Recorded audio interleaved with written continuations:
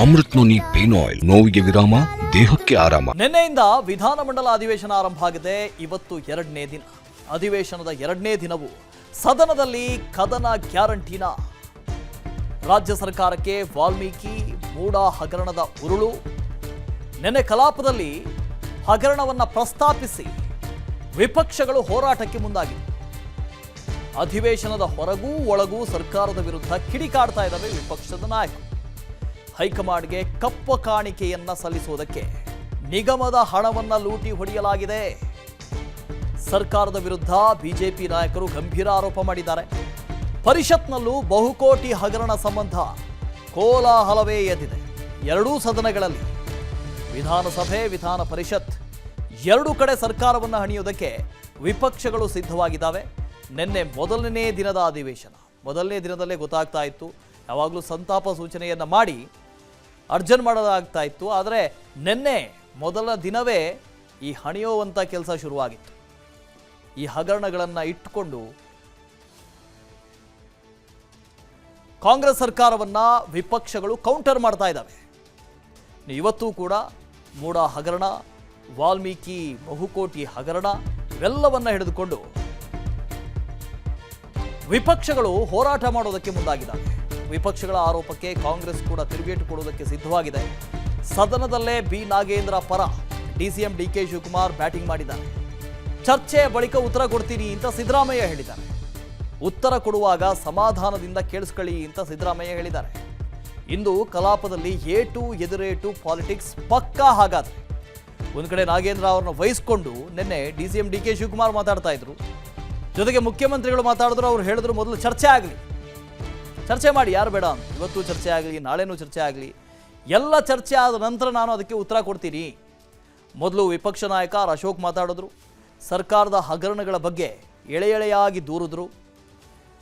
ಅದಕ್ಕೆ ಆಡಳಿತ ಪಕ್ಷದಿಂದಲೂ ಅನೇಕರು ಉತ್ತರ ಕೊಡೋ ಪ್ರಯತ್ನ ಮಾಡಿದ್ರು. ಪ್ರಮುಖವಾಗಿ ಡಿಸಿಎಂ ಡಿಕೆ ಶಿವಕುಮಾರ್ ನಾಗೇಂದ್ರ ಪರ ವಹಿಸ್ಕೊಂಡು ಮಾತಾಡಿದ್ರು. ಇಡಿ ಈಗಾಗಲೇ ನಾಗೇಂದ್ರ ಅವ್ರನ್ನ ಬಂಧಿಸಿದೆ. ಆದರೂ ಕೂಡ ಸರ್ಕಾರದ ಪರವಾಗಿ, ನಾಗೇಂದ್ರ ಪರವಾಗಿ ಡಿಸಿಎಂ ಡಿಕೆ ಶಿವಕುಮಾರ್ ಮಾತಾಡಿದ್ರು.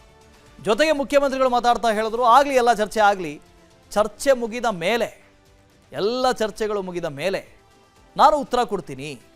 ಆದರೆ ಉತ್ತರ ಕೊಡುವಾಗ ಎಲ್ಲರೂ ಸುಮ್ಮನಿರಬೇಕು, ಉತ್ತರ ಕೊಡೋದಕ್ಕೆ ಬಿಡಬೇಕು, ಗಲಾಟೆ ಮಾಡಬಾರ್ದು ಅಂತ ಹೇಳಿದ್ರು. ಸೊ ಇವತ್ತು ಕೂಡ ಏಟು ಎದುರೇಟಿನ ಪಾಲಿಟಿಕ್ಸ್ ಜೋರಾಗಿ ನಡೆಯುತ್ತೆ.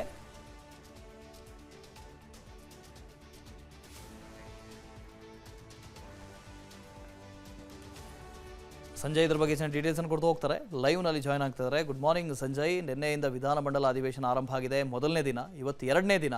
ಸೊ ನಿನ್ನೆನೇ ಆ ಇಂಟೆಂಟ್ ಕ್ಲಿಯರ್ ಆಗಿತ್ತು. ವಿರೋಧ ಪಕ್ಷಗಳು ಆಡಳಿತಾರೂಢ ಪಕ್ಷವನ್ನು ಹೆಣಿಯೋದಕ್ಕೆ ಏನೆಲ್ಲ ಮಾಡಬೇಕು ಅಂತ ಮೀಟಿಂಗ್ಗಳ ಮೇಲೆ ಮೀಟಿಂಗ್ ಮಾಡಿದೆ, ಚರ್ಚೆಗಳ ಮೇಲೆ ಚರ್ಚೆ ಮಾಡಿದೆ. ಇವತ್ತೇನಾಗ್ಬೋದು ಅಂತ ಅಧಿವೇಶನದಲ್ಲಿ? ಖಂಡಿತವಾಗಿಯೂ ವಾಸು, ಅಧಿವೇಶನದಲ್ಲಿ ನಿಜಕ್ಕೂ ಸಹ ಬಿಜೆಪಿ ಜೆಡಿಎಸ್ ನಾಯಕರ ಟಾರ್ಗೆಟ್ ಆಗಿರ್ತಕ್ಕಂಥದ್ದೇ ಸಿಎಂ ಸಿದ್ದರಾಮಯ್ಯವರ ಸರ್ಕಾರ ಅಂತ ಹೇಳ್ಬೋದು. ಅದರಲ್ಲೂ ಮುಖ್ಯವಾಗಿ ಸಿಎಂ ಅವರೇ ಟಾರ್ಗೆಟನ್ನು ಮಾಡಿ ಹೋರಾಟಕ್ಕೆ ವಿಪಕ್ಷಗಳು ಮುಂದಾಗಿರ್ತಕ್ಕಂಥದ್ದು. ಪ್ರಮುಖವಾಗಿ 2 ಹಗರಣಗಳು ಕಾಂಗ್ರೆಸ್ ಸರ್ಕಾರವನ್ನು ತಲೆನೋವು ತಂದಿರತಕ್ಕಂಥದ್ದು. ಒಂದು ಮೈಸೂರಿನ ಮೂಡ, ಮತ್ತೊಂದು ವಾಲ್ಮೀಕಿ ಅಭಿವೃದ್ಧಿ ಏನು ನಿಗಮದ ಹಣ ಅಕ್ರಮವಾಗಿ ವರ್ಗಾವಣೆ ಆಗಿದೆ. ಈ ಒಂದು ಹಗರಣ ಕುರಿತು ಸಾಕಷ್ಟು ದೊಡ್ಡ ಮಟ್ಟದಲ್ಲಿ ಹೋರಾಟ ಮಾಡಲಿಕ್ಕೆ ವಿಪಕ್ಷಗಳು ಮುಂದಾಗಿರ್ತಕ್ಕಂಥದ್ದು. ನಿನ್ನೆಯೂ ಸಹ ಸದನದವರೆಗೆ ಅಂತಂದರೆ ವಾಲ್ಮೀಕಿ ಸ್ಟ್ಯಾಚ್ಯೂ ಎಲ್ಲೆಚ್ಚಿಂದ ಪ್ರತಿಭಟನೆಯನ್ನು ಮಾಡಿಕೊಂಡು ವಿಧಾನಸೌಧಕ್ಕೆ ಬರ್ತಾರೆ. ಉಭಯ ಸದನಗಳಲ್ಲಿ ಬಿಜೆಪಿಯ ನಾಯಕರು ಸರ್ಕಾರದ ವಿರುದ್ಧ ಮುಗಿಬೀಳ್ತಾರೆ. ಏನು ವಿಧಾನಸಭೆಯ ಒಳಗಡೆ ಅಶೋಕ್ ಅವರ ನೇತೃತ್ವದಲ್ಲಿ ಸಾಕಷ್ಟು ಒಂದು ಹೋರಾಟವನ್ನು ಮಾಡ್ತಾರೆ. ಜೊತೆಗೆ ಪರಿಷತ್ನಲ್ಲೂ ವಾಲ್ಮೀಕಿಯ ಸದ್ದು ಜೋರಾಗಿ ಕೇಳಿಬರುತ್ತೆ. ಸಿ ಟಿ ರವಿ ಅವರು ನಮಗೆ ಇದನ್ನು ಚರ್ಚೆ ಮಾಡಲಿಕ್ಕೆ ನಿಲುವಳಿ ಸೂಚನೆಯನ್ನು ಕೊಡ್ತಾರೆ. ಆ ಒಂದು ಸಂದರ್ಭದಲ್ಲಿ ಕಾಂಗ್ರೆಸ್ ನಾಯಕರು ಜೊತೆ ಖುದ್ದು ಪರಮೇಶ್ವರ್ ಅವರು ಉತ್ತರ ಕೊಡ್ತಾರೆ. ತನಿಖಾ ಹಂತದಲ್ಲಿದ್ದಾಗ ಇದ್ರ ಬಗ್ಗೆ ಹೆಚ್ಚು ಚರ್ಚೆ ಅಗತ್ಯವಿಲ್ಲ ಅಂತ ಅದಕ್ಕೆ ಒಪ್ಪದಂತ ಏನೋ ಬಿಜೆಪಿ ಮತ್ತು ಜೆಡಿಎಸ್ ಸದಸ್ಯರು ಬಾವಿಗಿಳಿದು ಧರಣಿಯನ್ನ ಮಾಡ್ತಾರೆ. ತದನಂತರ ಏನು ಸಭಾಪತಿ ಅವರು ಇದನ್ನ ನಿಲುವಳಿ ಸೂಚನೆಗೆ ಬರಲ್ಲ ಅಂತ ಹೇಳಿ ಏನು 68ರ ಅಡಿಯಲ್ಲಿ ಒಂದು ಚರ್ಚೆಗೆ ಅವಕಾಶವನ್ನು ಮಾಡಿಕೊಡ್ತಾರೆ.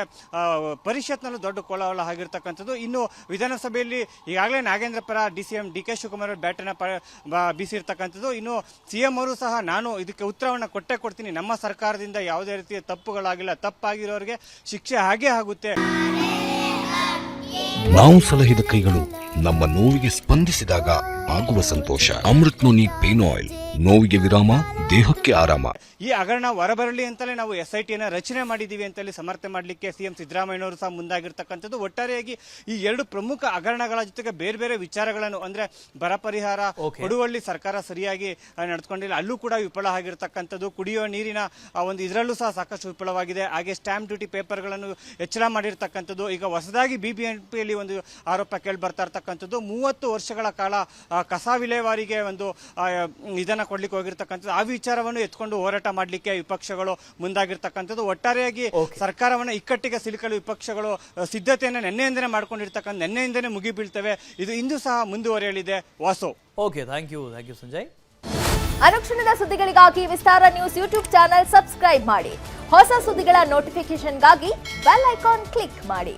ಲೇಟೆಸ್ಟ್ ಅಪ್ಡೇಟ್ಸ್ಗಾಗಿ www.vistaranews.com ವೆಬ್ಸೈಟ್ಗೆ ವಿಸಿಟ್ ಮಾಡಿ.